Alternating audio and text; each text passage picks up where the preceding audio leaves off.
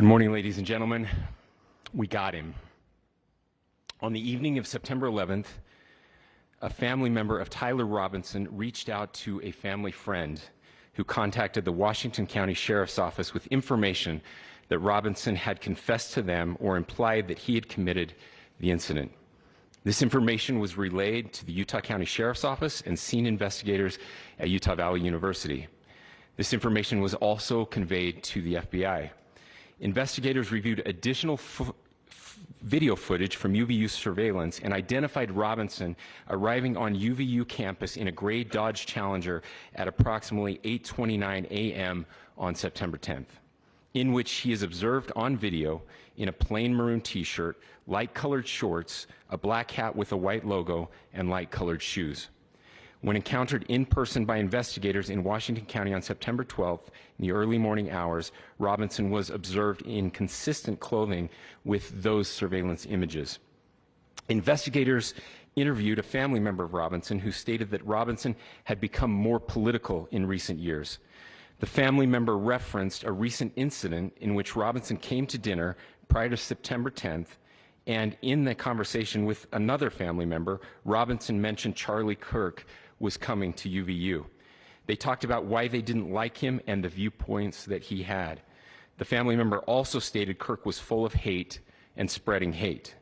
The family member also confirmed Robinson had a gray Dodge Challenger. Investigators identified an individual as the roommate of Robinson. Investigators interviewed that roommate, who stated that his roommate, referring to Robinson, made a joke on Discord. Investigators asked if he would show them the messages on Discord. He opened it and showed several messages to investigators and allowed investigators to take photos of the screen as each message was shown by Robinson's roommate. These photos consisted of various messages, including content of messages between the phone contact named Tyler with an emoji icon and Robinson's roommate's device. The content of these messages included messages affiliated with the contact Tyler, stating a need to retrieve a rifle from a drop point, leaving the rifle in a bush, messages related to visually watching the area where a rifle was left, and a message referring to having left the rifle wrapped in a towel. The messages also refer to engraving bullets and a mention of a scope and the rifle being unique. Messages from the contact Tyler also mentioned that he had changed outfits. I know there has been speculation as well as to the writing on those casings, those bullet casings, and I believe we have that as well.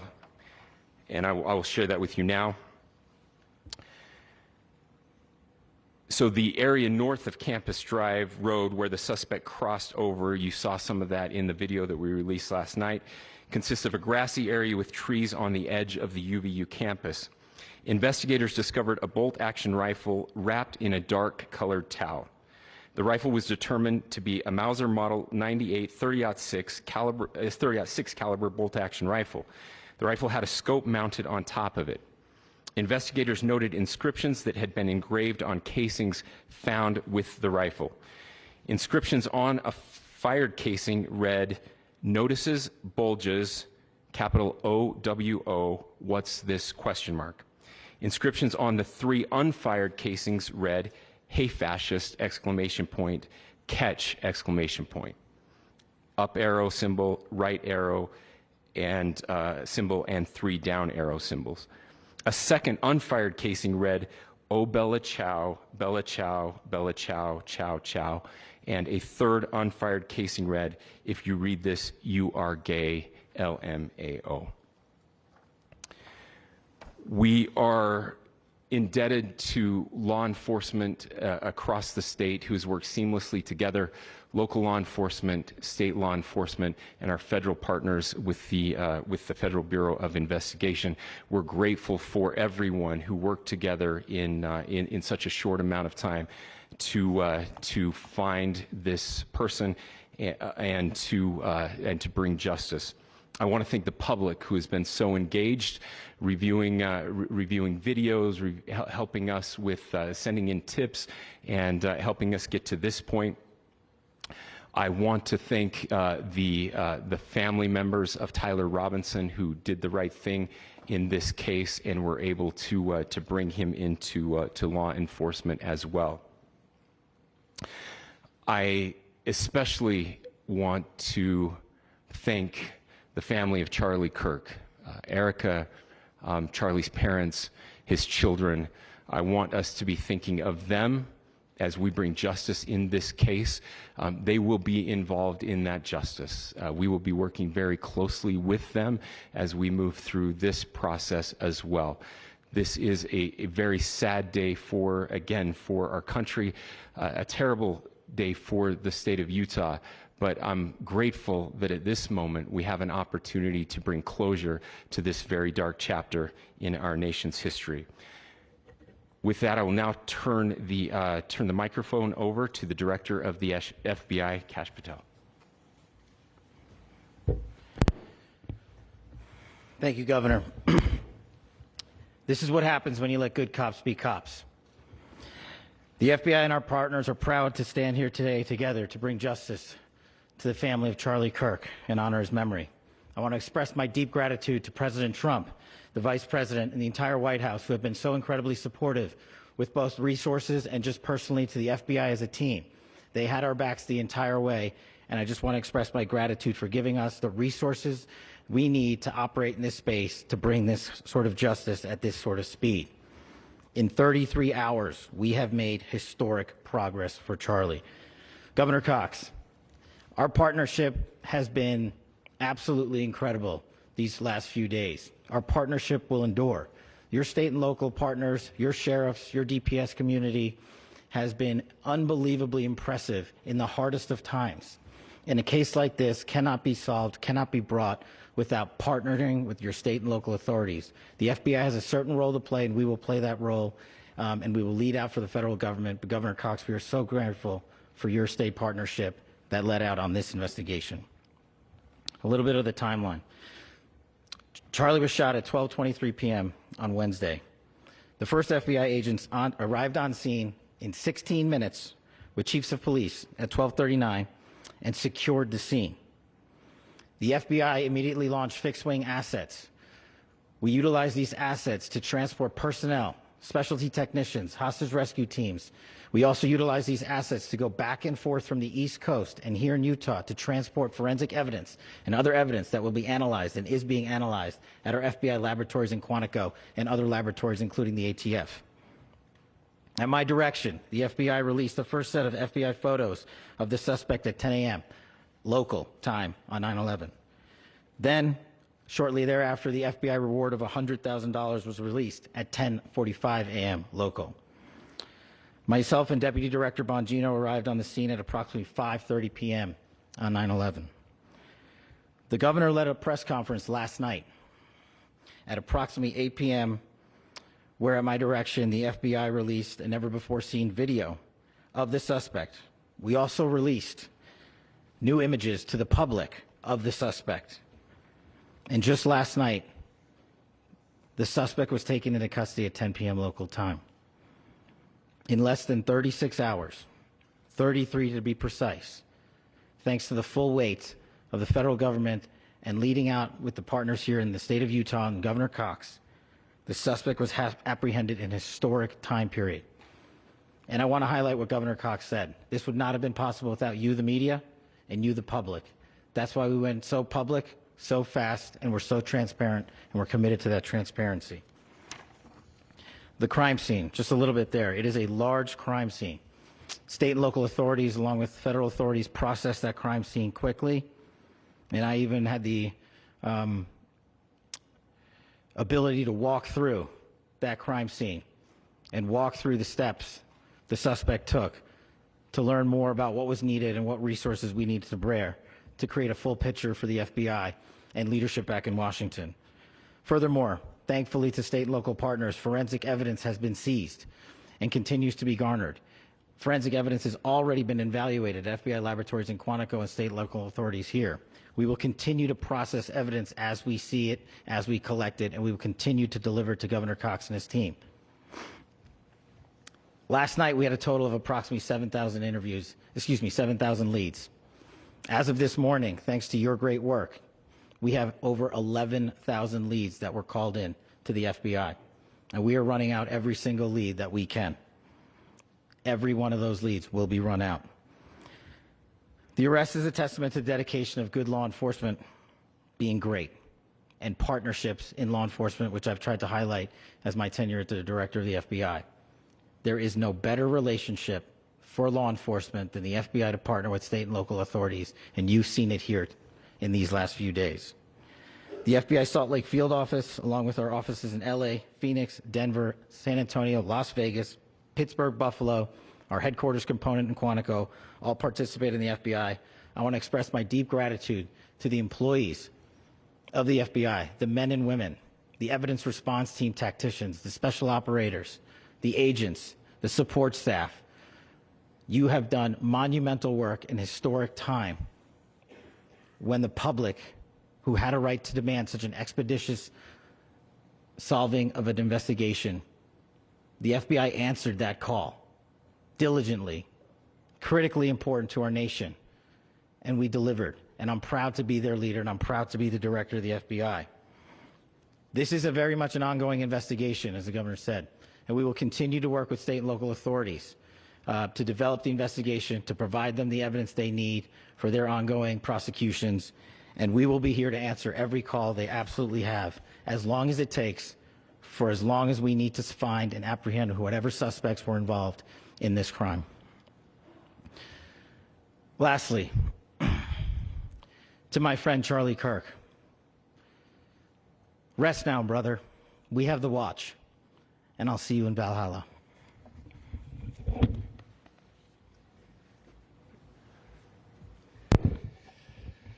Thank you, and good morning.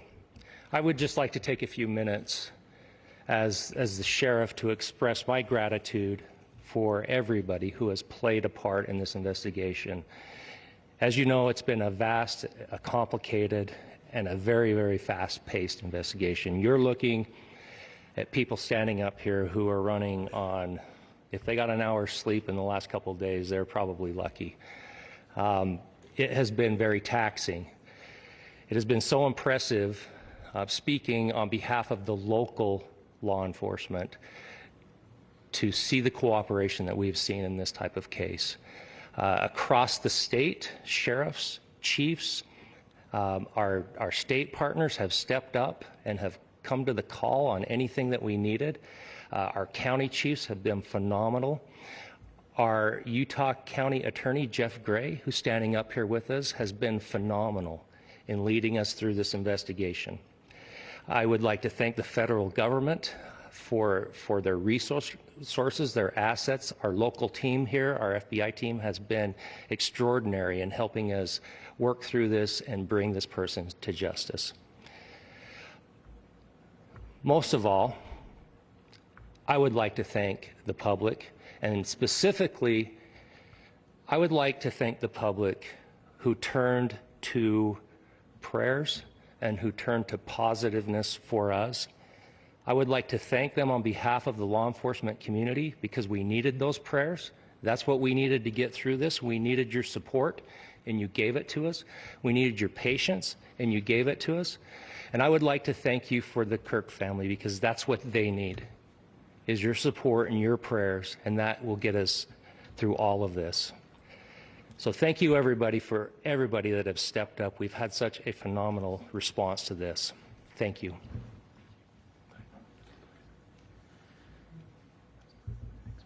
I also want to give a special thanks to the Attorney General and the Department of Justice. Their unwavering support and their commitment to justice is shown true here. And without AG Bondi and Deputy Attorney General Todd Blanche and the resources they brought to bear, we would not have been able to complete our mission. And I just want to say special thanks. It's an honor to be a part of the Department of Justice. Thank you. thank you again to our incredible law enforcement team who has worked so hard. Sheriff, I got a solid 90 minutes last night, so I'm probably the most well-rested person up here. Ladies and gentlemen, I get the microphone, so I hope you'll permit me a moment just to share a few more thoughts about where we are and how we got here, and maybe a little bit of where we go from here. I don't want to get too preachy, but I think it's important that we, with eyes wide open, understand what's happening in our country today. I've heard people say, well, why are we so invested in this? There's violence happening all across our country. And violence is tragic everywhere, and every life taken is a child of God who deserves our love and respect and dignity. This is certainly about the tragic death, political assassination of Charlie Kirk, but it is also much bigger than an attack on an individual. It is an attack on all of us. It is an attack on the American experiment. It is an attack on our ideals. This cuts to the very foundation of who we are, of who we have been, and who we could be in better times. Political violence is different than any other type of violence for lots of different reasons. One, because in the very act that Charlie championed of expression, that freedom of expression that is enshrined in our founding documents, in having his life taken in that very act, makes it more difficult for people to feel like they can share their ideas, that they can speak freely. We will never be able to solve all the other problems, including the violence problems that people are worried about, if we can't have a clash of ideas safely and securely. Especially those ideas with which you disagree. That's why this matters so much. Over the last 48 hours, I have been as angry as I have ever been, as sad as I have ever been. And it was, as anger pushed me to the brink, it was actually Charlie's words that pulled me back. I'd like to share some of those. And specifically right now, if I could, I need to talk to the young people in our state, in my state, and all across the country. As President Trump reminded me, he said, you know who really loved Charlie? The youths. And he's right. Young people loved Charlie, and young people hated Charlie. And Charlie went into those places anyway. And these are the words that have helped me. Charlie said, when people stop talking, that's when you get violence. He said, the weak can never forgive. Forgiveness is the attribute of the strong. The only way out of the labyrinth of suffering is to forgive. Welcome without judgment, love without condition, forgive without limit. He said, always forgive your enemies. Nothing annoys them so much. A few months ago, I referenced this last night, Charlie posted to social media, when things are moving very fast and people are losing their minds, it's important to stay grounded. Turn off your phone, read scripture, spend time with friends, and remember, internet fury is not real life. It's going to be okay. He again said, when you stop having a human connection with someone you disagree with, it becomes a lot easier to commit violence. He said, what we as a culture have to get back to is being able to have a reasonable agreement, where violence is not an option. Now, again, to my young friends out there, you are inheriting a country where politics feels like rage. It feels like rage is the only option. But through those words, we have a reminder that we can choose a different path. Your generation has an opportunity to build a culture that is very different than what we are suffering through right now. Not by pretending differences don't matter, but by embracing our differences and having those hard conversations. I think we need more moral clarity right now. I hear all the time that words are violence. Words are not violence. Violence is violence. And there is one person responsible for what happened here. And that person is now in custody and will be charged soon and will be held accountable. And yet, all of us have an opportunity right now to do something different. I want to thank my fellow Utahns. This bad stuff happens. For 33 hours, I was praying that if this had to happen here, that it wouldn't be one of us. That somebody drove from another state, somebody came from another country. Sadly, that prayer was not answered the way I had hoped for, just because I thought it would make it easier on us if we could just say, hey, we don't do that here. And indeed, Utah is a special place. We lead the nation in charitable giving. We lead the nation in service every year. But it did happen here. And it was one of us. But I want you to look at how Utahns reacted the last 2 nights. There was no rioting. There was no looting. There were no cars set on fire. There was no violence.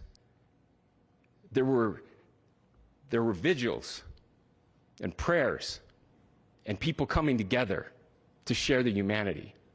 And that, ladies and gentlemen, I believe is the answer to this. We can return violence with violence. We can return hate with hate. And that's the problem with political violence, is it metastasizes. Because we can always point the finger at the other side. And at some point, we have to find an off-ramp, or it's going to get much, much worse. But see, these are choices that we can make. History will dictate if this is a turning point for our country. But every single one of us gets to choose right now if this is a turning point for us. We get to make decisions. We have our agency. And I desperately call on every American, Republican, Democrat, liberal, progressive, conservative, MAGA, all of us to please, please, please follow what Charlie taught me. I'll just conclude with words I share often from a friend and author, Yuval Levin, who was asked if he was optimistic about our country. And he said, I'm not optimistic. He said, I hate optimism. Like, that sounds bad. But he said, optimism is a vice. It's this idea that good things are just going to happen. And he said, in the history of the world, good things have never just happened. He says, I'm not optimistic, but I am hopeful. And hope is the virtue that sits between the vices of optimism and pessimism. Hope is the idea that good things are going to happen because we can make them so. I still believe in our country. And I know Charlie Kirk believed in our country. I still believe that there is more good among us than evil. And I still believe that we can change the course of history. I'm hopeful because Americans can make it so. Ladies and gentlemen, we're happy to answer any questions you might have. Governor, can you please speak to whether the suspect is speaking with authorities and his demeanor, Tyler Robinson, when he turned himself in? I cannot speak to that right now. Governor, how do you interpret the briefings on casing? Well, I will leave that up to you to interpret what those engravings mean. I think the clearest one that says "catch fascist," there's not, and by the way, that's like catch like a ball, catch this. That's I think that speaks for itself. Governor, you indicated that he had been communicating. Please. Talk about this level of hatred that this person expressed. Beyond that, is there anything in your view that you discovered that may have radicalized or changed him to prompt him to commit such a horrific? There's nothing more that we can share at this time. Governor, you indicated that he had been communicating with a friend on Discord about the gun. Do you anticipate any more arrests? We do not at this time have any information that would lead to any additional arrests. Do you believe he acted alone? Yes, but the investigation is ongoing. How he came into custody of police and where he is right now? Yes, so right now, Mr. Robinson has been booked into the Utah County Jail.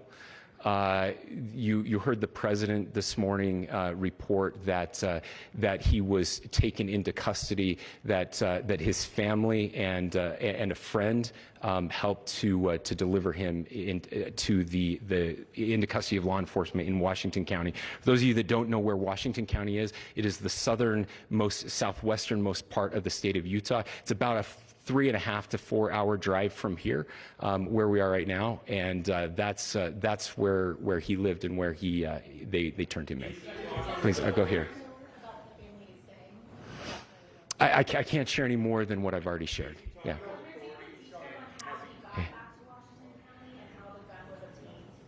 So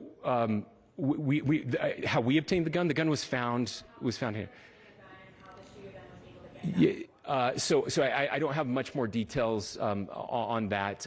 We do know that he drove. We had his car here on campus, and then we had his car going south back to the St. George. It's actually the city of Washington in Washington County. Is he talking with authorities and did he discuss a loading? I'm sorry? We don't have any information that would lead us to believe that. Yes, in fact, it was just released. Yes. Talking with authorities and did he discuss a motive? I can't answer that right now. Yeah, thank you. Over here.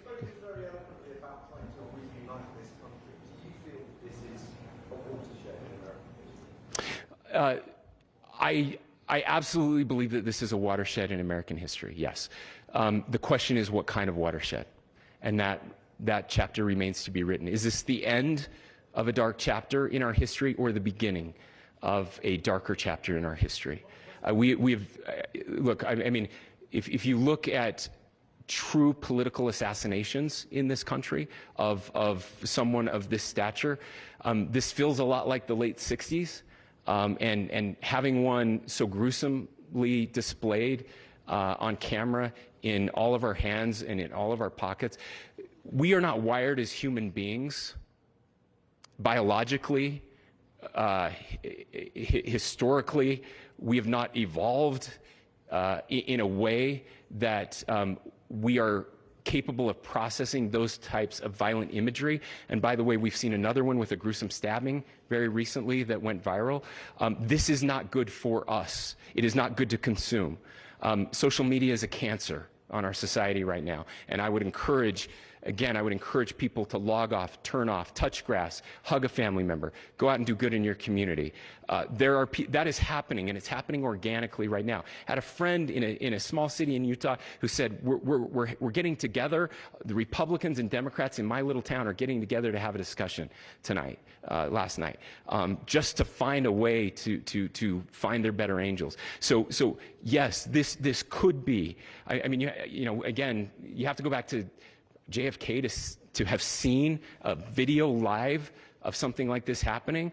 I wasn't born until 1975, but I know that things were really dark in the late 60s. Sorry to some of you. I know some of you were there. But this is our moment. Do we escalate, or do we find an off-ramp? And again, it's a choice. It's a choice, and every one of us gets to make that choice. Two more questions right here. Could we Clarify that the release of those enhanced images at 8 p.m., the timeline that Director Patel gave us, led to the arrest at 10 p.m. Is there a direct connection between those two events? I cannot comment if there is a direct connection or not, but all I can say is that that through some process, the family came to know that this had happened. One more thing, Governor. Could you just clarify the clothing issue you mentioned earlier?